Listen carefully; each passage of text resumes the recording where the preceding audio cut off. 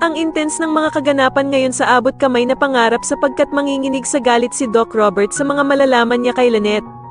Dito nga ay hindi nakakayanin ni Annalyn ang pananakit na ginagawa ni Doc Carlos sa kanyang ina kaya naman ay maglalakas loob na siyang aminin ito kay Doc Robert. Samantala matapos nga ang matagal na pagkawala ng mag-inang Moira at Zoe, ay muling babalik na nga ang mga ito ng Apex. Dito nga ay saktong madadat na ni Moira si Giselle habang kinakausap nito ang investigador dahil sa meron na nga daw silang update tungkol sa sasakyan na ginamit sa kanilang amang si Lolo Pepe. Bigla namang makikisali ang bruhang si Moira sa kanilang usapan at sasabihin nga nito na masyado naman daw siyang na-miss ni Giselle. Samantala sa pagbabalik naman ni Zoe, ay agad itong makakahanap ng katapat dahil sa pagsasabihan niya si Justin na hinding-hindi daw nito maaagaw ang Apex sa kanila.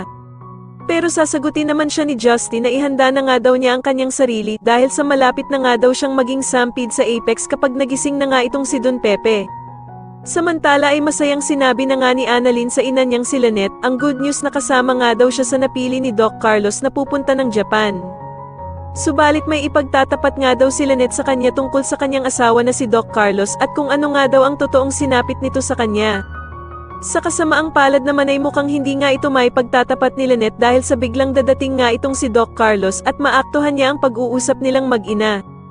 Sa kabilang banda naman dahil nga sa nakitang sugat ni Josa sa braso ni Lynette ay sigurado nga daw ito na si Doc Carlos ang may kagagawa ng kanyang sugat.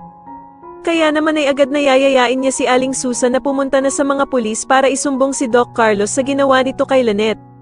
Sa tingin niyo dito na nga kaya tuluyang makulong si Doc Carlos dahil sa ginawang pananakit nito kay Lynette, mas lalo na nga talagang nagiging exciting ang mga susunod na kaganapan kaya naman ay mas lalo pa nating abangan ang mas lalong gumigandang abot kamay na pangarap. Maraming salamat po sa inyong panonood at sana po ay masubscribe niyo ako. Maraming salamat po.